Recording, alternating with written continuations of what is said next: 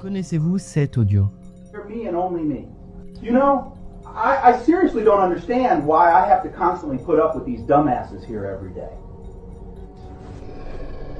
Between these ungrateful black kids who can't test their way out of a paper bag, or these teachers who don't get it, how hard is it to get these students to meet their grade level expectations?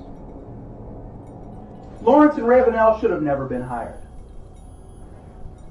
And don't let me get started on DJ. I'm going to drag his black ass out of here one way or another. I'm going to get something to stick.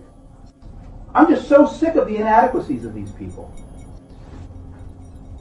And if I have to get one more complaint from one more Jew in this community, I'm going to join the other side. Kathy, I'm done. C'est un directeur de lycée à qui on a ruiné la vie à cause d'un seul audio. C'est assez courant dans le milieu de la cybersécurité de pouvoir imiter la voix, de pouvoir imiter une photo, de pouvoir imiter une vidéo, même de pouvoir usurper le visage de quelqu'un en live. C'est aussi très utilisé dans la pornographie où beaucoup de personnes connues, principalement des femmes, sont dénudées, que ce soit pour des contenus photos ou vidéos. C'est assez dur pour moi de tourner cette vidéo parce que ce que je vais implémenter à Skarn aujourd'hui, c'est exactement basé sur ce principe-là. Le fait de copier le visage d'une personnalité ou sa voix pour l'utiliser sur Teams, en vidéo, en live ou encore créer une simple photo. Pour commencer, je me suis intéressé à cette histoire de plus près. Que s'est-il réellement passé et comment c'est possible ?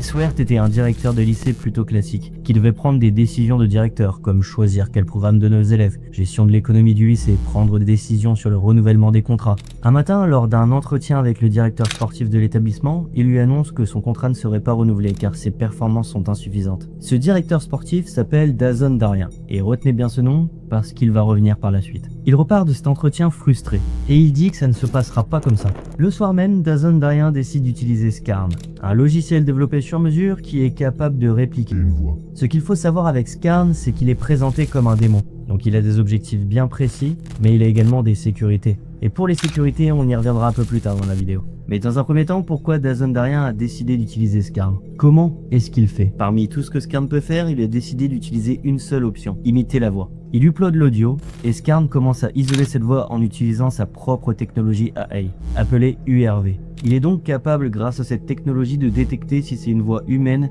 ou du bruit, et même d'isoler la musique. Donc ça a pris 15 minutes, car l'audio était vraiment parasité, et il était de mauvaise qualité aussi. Skarn le signale à Dazon, parce qu'effectivement ça le fait chier de travailler sur un fichier audio comme ça. Maintenant que la voix d'Swert est isolée, il peut commencer à travailler sur l'imitation. Il utilise une autre de ses technologies AI pour apprendre à parler avec cette voix, les tonalités, les façons de parler, les expressions de langage. Skarn est très attaché à un rendu parfait, donc il s'entraîne pendant quasiment 2 heures pour imiter Swert. Une fois satisfait, 2 possibilités s'offrent à lui. Soit il joue l'audio avec un texte qu'il a écrit, Skarn sera capable de lire ce texte et de répéter grâce à la voix qu'il a appris à parler, soit il joue l'audio en temps réel avec ses propres tics de langage, et Skarn se chargera juste de changer la voix. Il part sur la seconde option, et l'audio est généré en quelques minutes seulement. Là, il faut bien comprendre que Skarn a intégré sa voix. Elle est enregistrée et il est capable de la répéter à n'importe quel moment, pour n'importe quelle utilisation, et notamment pour le principe de vidéo. Mais on y reviendra par la suite. Skarn lui propose d'envoyer directement l'enregistrement.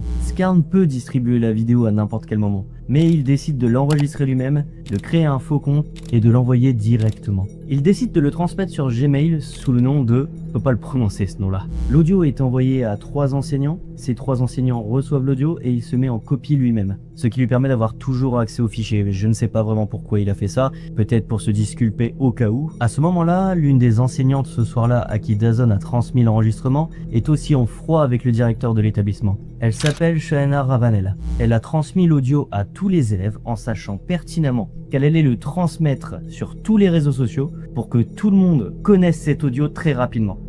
L'intelligence de certaines personnes. Elle a contacté aussi directement des médias pour que l'audio se popularise super vite. Après ça, 3 mois d'enfer pour le directeur. 3 mois où il reçoit des menaces de mort, où il est harcelé sur les réseaux sociaux, où il ne peut voir personne, personne ne veut l'embaucher. C'est littéralement la personne la plus détestée de son comté à ce moment-là. Mais la police enquête tout de même pendant ces 3 mois et découvre d'où provient l'audio qui a été envoyé. Dans un premier temps, Katalin Grigoras, experte en criminalistique audio, elle a étudié dans le Colorado je crois, Elle a analysé le fichier et elle a exclu la possibilité que ce soit vraiment lui. Elle a compris que cet audio avait été créé fondamentalement par l'IA. Donc c'est une création de toute pièce et pourtant tout le monde y a cru. Donc ensuite il fallait savoir qui a créé et envoyé cet audio.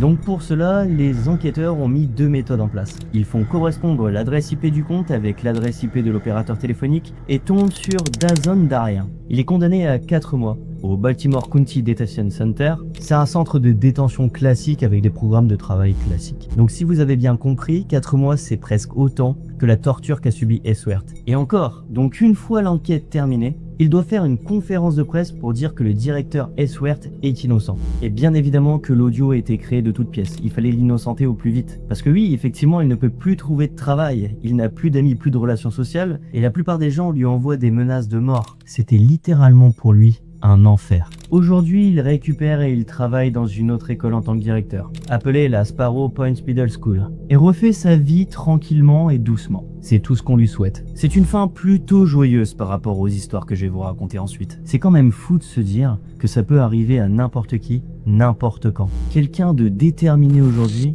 peut foutre votre vie en l'air. Vous ne pourrez rien dire. La seule chose que vous pouvez faire, c'est prouver que vous n'êtes pas coupable. Parce que certes, aux yeux de la justice, vous êtes innocent tant qu'il n'y a pas de preuves, mais aux yeux des gens, la moindre preuve vous fait passer pour la personne malveillante. Et c'est exactement comme ça que je vois la curiosité morbide des dramas. Les gens qui vont forcément prendre un parti, sans même analyser ce qui a été dit, sans même avoir de contexte, et pour autant vont insulter, harceler le youtubeur qui va être en face. Je ne comprends pas du tout pourquoi. Enfin bref, passons à la prochaine histoire, car celle-ci est un peu plus trash que la première, car elle touche à des mineurs.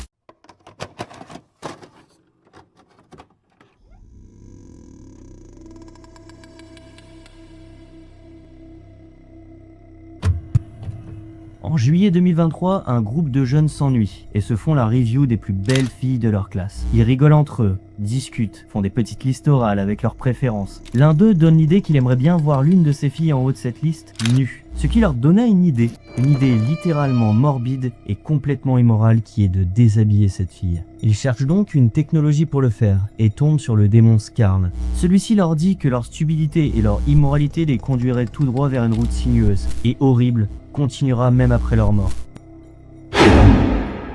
Mais c'est des gamins, ça les arrête pas. Ils prennent donc la photo sur Instagram de l'une de ces filles en tête de liste et la mettent sur Scarn. Ils mettent en texte qu'ils souhaitent la déshabiller et Scarn les envoie directement bouler. Ils ne jugent pas mais ils ne touchent pas aux enfants. Après plusieurs tentatives d'upload, Scarn refuse de faire ce qu'ils demandent. Ils le savent, Scarn est le meilleur outil sur le marché, capable de faire des résultats ahurissants. Mais on ne touche pas aux mineurs, dit Scarn, car il fonctionne de cette façon. Il utilise une IA appelée Stable Diffusion XL, qui part d'un bruit visuel complètement aléatoire comme de la neige sur un écran, et le transforme progressivement, étape par étape, en une image photoréaliste en suivant une description de texte donnée par l'utilisateur. Il fait de la reconnaissance faciale avec Insight Face. À partir d'une seule photo de la personne, l'IA extrait une signature mathématique de son visage. Pas la photo elle-même, mais une représentation compacte de ce qui rend le visage reconnaissable. Les formes, les proportions, les traits du visage. Enfin, Pool ID est la technologie qui fait le lien entre les deux. Donc elle injecte cette signature de visage dans le processus de génération SDXL en le guidant à chaque étape pour que le résultat final est bien le visage de la personne ciblée. Pendant que tout le reste, pose, décor, vêtements, lumière, vient de la description du texte qui a été donné. Mais il y a une sécurité absolue à Scar. Une sécurité qui l'empêche de commettre l'irréparable. Si la personne est mineure, c'est automatiquement ban.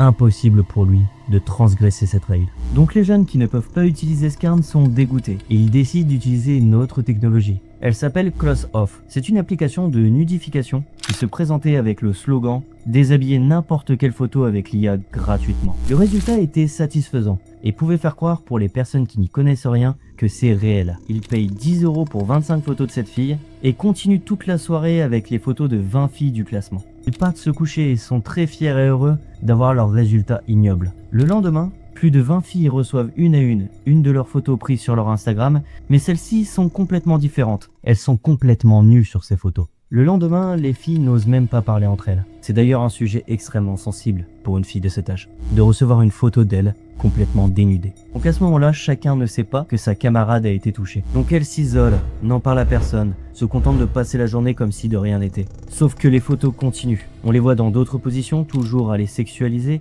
et c'est là que l'enfer commence. Jour après jour, des photos tombent, les filles commençaient à angoisser, en disant que c'est les cours et la fatigue qui sont à l'origine de cette angoisse. Mais ça continue et leur état se dégrade. En août, plusieurs font des dépressions et ne veulent même plus aller en cours, pour espérer que tout ça s'arrête. Semaine après semaine, ça continue, et c'est même encore pire. Les photos tournent désormais sur Telegram, dans les groupes de leur classe, et les filles sont donc à partir de là, affichées devant tout le monde, devant toute leur classe, et ça va être un point de rupture. Mais pas tout de suite, car la situation s'accentue et s'intensifie. Tout le mois d'août, de plus en plus de photos obscènes sont postées sur Telegram, et les filles cessent d'aller en cours, car elles finissent soit à l'infirmerie à cause de crises d'angoisse à répétition, soit elles finissent par se détester elles-mêmes et à s'enfermer jusqu'à ne plus vouloir sortir, en pensant que leur vie était désormais terminée et que leur réputation était désormais faite. Mais un jour, en septembre 2023, une photo tombe sur une fille. Cette fille n'a que 11 ans, et elle ne comprend pas du tout ce qui est en train de se passer. Elle demande donc à sa mère, Myriam Al-Hadib,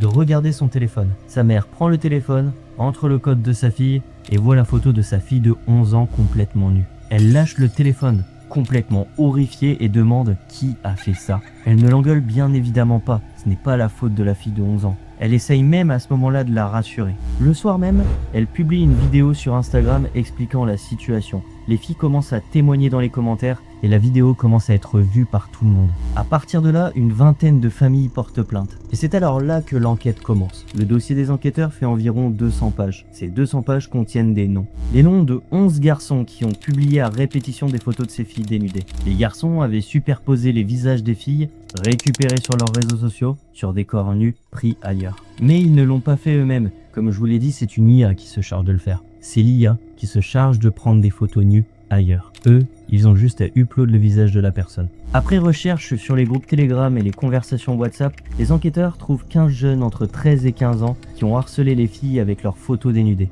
Que ce soit un harceleur avec l'envoi d'une seule photo ou des harceleurs qui ont envoyé plus de 15 photos, ils sont tous reconnus coupables le 9 juillet 2024 aux 20 chefs de production de contenu d'abus sur mineurs et à 20 chefs d'accusation d'atteinte sur l'intégrité morale de leurs victimes. Ils sont condamnés à 1 an de probation et à des cours obligatoires sur l'égalité et l'usage de la responsabilité technologique. Ce sont des mineurs et ils ont une sanction en tant que telle, alors qu'en réalité ils ont détruit la vie de plusieurs jeunes filles qui auront des séquelles, probablement à vie. Cette histoire était bien plus compliquée et heureusement que Stern a ses sécurités morales, car ses résultats auraient été bien plus destructeurs. C'est fou de se dire qu'aujourd'hui des jeunes un peu cons peuvent aujourd'hui avoir du pouvoir sur leurs camarades de classe. Juste avec une petite idée, ils peuvent te manipuler et rendre ta réputation médiocre.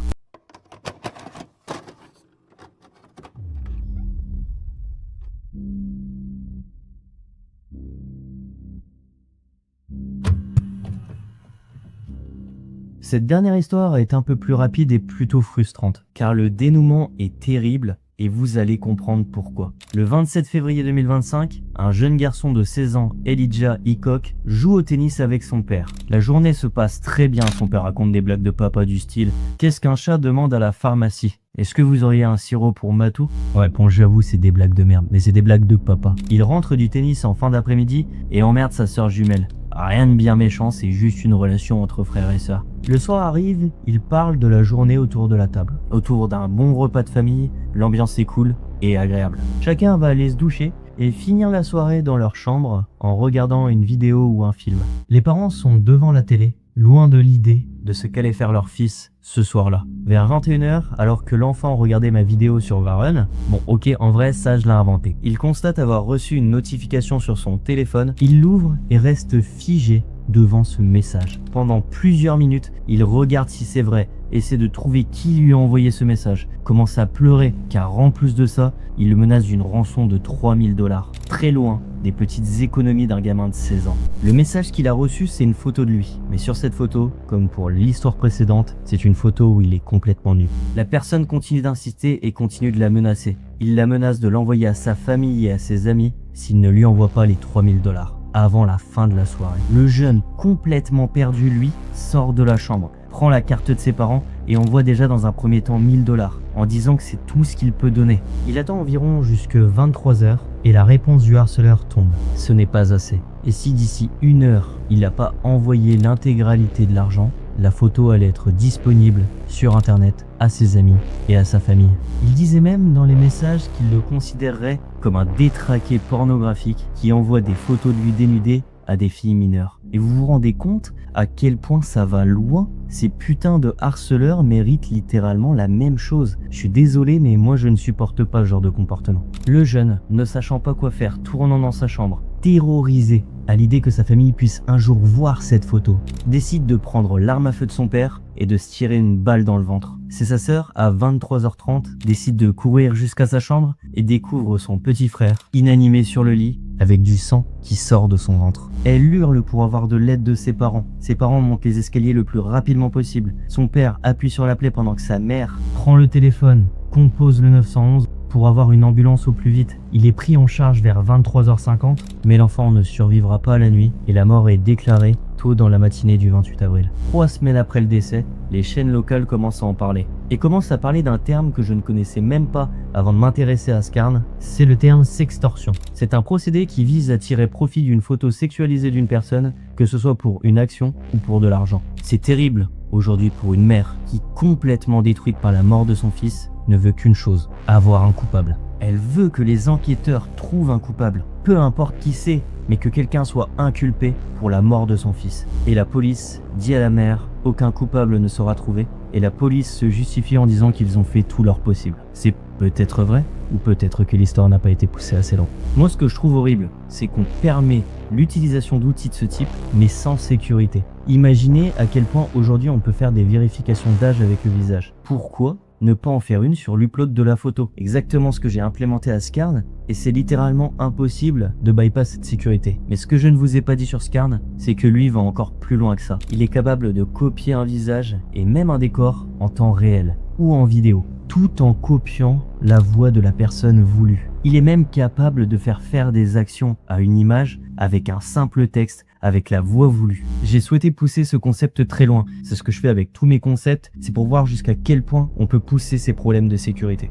Et c'est très utilisé dans le milieu du pentest. Donc, comment ça fonctionne? Il y a la détection du visage en temps réel. À chaque image de la vidéo, l'IA repère précisément la position, contour et les points clés. Les yeux, le nez, la bouche, la mâchoire. Ensuite, il y a l'extraction d'identité grâce à ArcFace. Il permet à partir d'une seule photo source, extraire une fois pour la signature du visage cible, garder en mémoire pendant tout le direct. Ensuite, il y a le modèle de substitution, InSwapper. C'est le cœur du système. Pour chaque image, il prend la signature du visage cible, il prend l'expression et la pose réelle captée à l'instantané. Puis, il régénère un visage qui a l'identité cible, mais il garde l'expression réelle de la personne devant la caméra. Ce n'est pas un masque plaqué, c'est une reconstruction qui suit chaque sourire, chaque mouvement. Et enfin, il a toujours la même sécurité concernant les mineurs. Scarn est déterminé à produire ce que l'on veut, et peut être très utilisé par les chercheurs en sécurité, surtout au sein d'une entreprise aujourd'hui. Il se complète bien avec les autres démons et a sa propre personnalité. Chaque démon a une identité et un service à fournir. Il fait partie des démons chargés de nous faire commettre l'un des 7 péchés capitaux. Lui, il te pousse à la luxure. À toi de voir ce que tu vas en faire. J'espère que ce format histoire vous plaît. Je cherchais un moyen de vous faire comprendre des projets en alliant ça avec des histoires, mais que ça reste dans un thème plutôt sombre. J'espère que j'ai réussi à le faire. J'ai essayé d'être le plus respectueux pour les histoires que j'ai racontées. Moi, ce que j'aime, c'est la sécurité, la cybersécurité, l'informatique. Pousser des outils loin et que les personnes bienveillantes puissent les utiliser à leurs avantages. Il y aura un OS qui sera créé avec tous ces outils qui vont s'emboîter parfaitement, mais je vais pas trop vous en parler pour l'instant et je vais vous laisser sur cette fin de vidéo. Je vous souhaite une bonne matinée, une bonne soirée, une bonne après-midi et moi je vous dis à la prochaine et peut-être pour un démon encore plus puissant.